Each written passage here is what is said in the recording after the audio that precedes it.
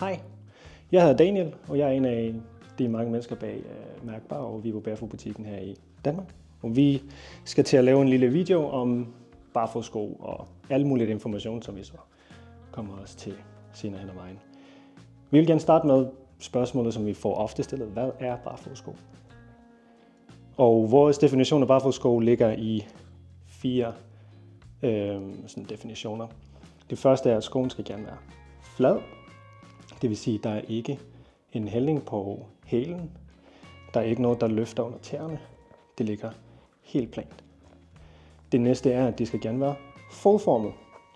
Der skal gerne være plads til 5 tæer, som vi formentlig alle sammen har. Og her kommer vi ud i sådan lidt nuancer. Der findes jo flere forskellige mærker, der har forskellige former.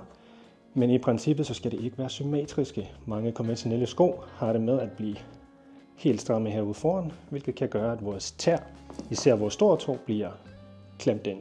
Det vil vi gerne prøve at undgå. Det næste er så, at de skal gerne være så fleksible som muligt.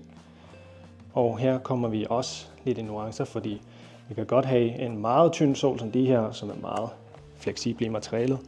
Og så kunne vi komme over til andre støvler, som måske bliver lidt stivere, men dog forholdsvis fleksible i forhold til, hvad vi kender fra de konventionelle mærker. Det sidste, vi oftest kigger på, er så, hvor tyk sålen er, eller hvor tynd sålen er. De skal gerne være så tynde, som de kan være, så længe de stadig kan udføre sin opgave. Om det er en træningssko eller løbesko til byområdet, hvor det er asfalt, eller de er helt flade underlag, eller om vi så har de helt grove, dybe nupper til naturen, hvor her har vi først en såle på cirka 12 mm, det er lidt over 1 cm i tykkelse, hvor her har vi 2 mm. Og det er ikke fordi den her bliver så mindre barfodet end den her.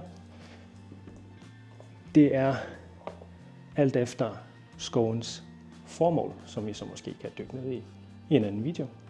Tak.